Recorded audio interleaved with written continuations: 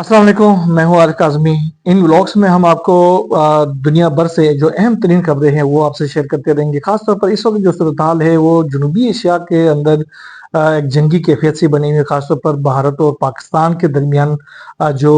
पहलगाम वाक़े के बाद से जो सूरत हाल है वो दिन ब दिन खराब होती जा रही है। इस हवाले से बड़ी अहम किस्म की खबरें हैं जो कि आपसे शेयर करना मकसूद है। गुज़श्ता व्लॉग में हमने आपसे अफ़गान महाजरीन के हवाले से भी बात की थी, लेकिन बड़ी अहम किस्म की अपडेट्स जनूबी एशिया के हवाले से हैं जो कि आपसे शेयर करेंगे। तो जनूबी एशिया के अंदर जो सूरत हाल है वो दिन ब दिन टेंस होती जा रही है। अभी सूरत हाल काफ़ी आज ज़्यादा संगीन होती जा रही है। अभी आज जो खबरें आ रही हैं ख़ासतौर पर जो भारत की जानिब से, वहाँ पर ये कहा जा रहा है कि ख़ासतौर पर भारत की जानिब से अपनी जो तमाम तर जो फ़ज़ाई जो क़ुव्वत है उसको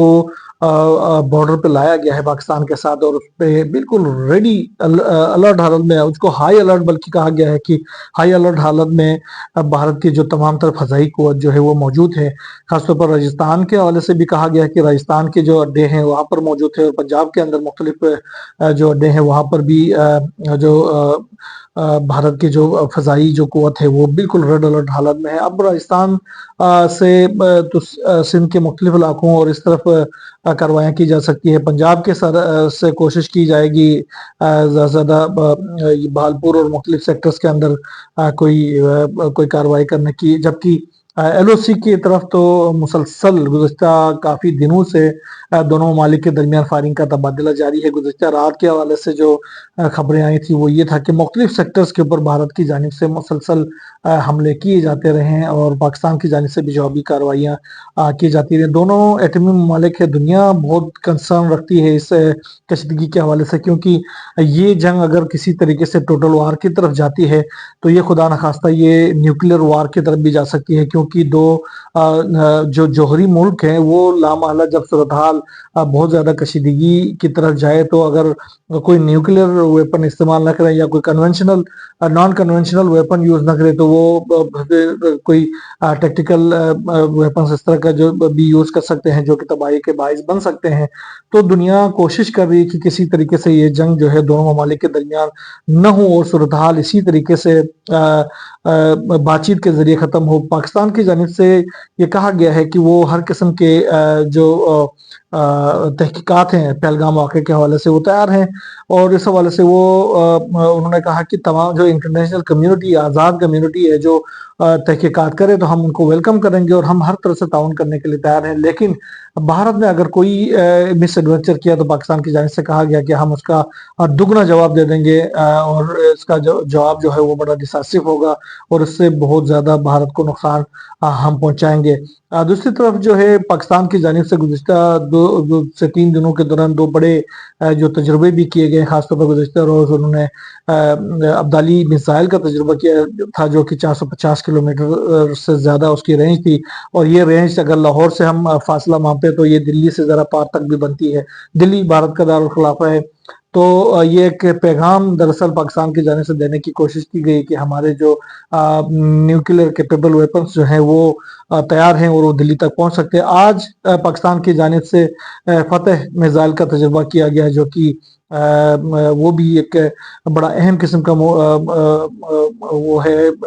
जिसकी 120 किलोमीटर रेंज है, और ये भी न्यूक्लियर वेपन्स के साथ फ्लाई कर सकता है, जाकर अपने टारगेट को हिट कर सकता है। तो ऐसी सूरत हाल में भारत की जानिब से अपने तैयारों को लाकर सरहद के ऊपर खड़ा कर देना है, और खासतौर पर इस बार कहा जा रहा है कि राफेल तैयारे जो है वो पाकिस्तान के खिलाफ इस्तेमाल किए जाएंगे, क्योंकि पाकिस्तान के पास एक तो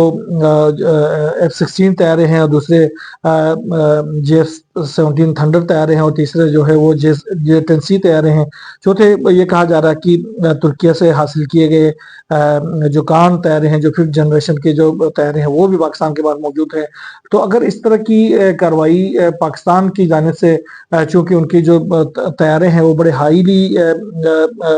टेक्नोलॉजिकली लेस्ड तैयारे हैं, तो इसीलिए भारत भी फ्रांस से मंगाए गए राफेल तैयारे यूज़ करता है। राफेल तैयारे गुज़श्ता रोज़ भी दौड़ाने की कोशिश की गई تھی بھارت کی جانب سے 29 اور 30 تاریخ کی درمیانی رات کو، جس میں 4 طیارے پاکستان کے حدود کے بالکل قریب پہنچے تھے، لیکن پاکستان کی فضائیہ کی جانب سے ان کو ڈیٹیکٹ کیا گیا اور اس کے بعد ان کو لاک کیا گیا اور ان کی جو ریڈار سسٹم ہے اس کو جیم کیا گیا تھا، جس کے بعد یہ طیارے جو ہے وہ آنن فانن وہاں سے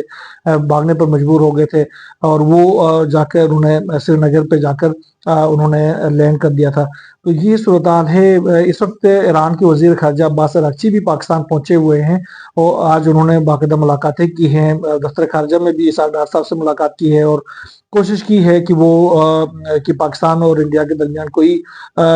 ثالثی کا کردار ادا کر سکے اور دونوں ممالک جو ہیں وہ بات چیت کے ذریعے اس معاملے کو حل کر سکے۔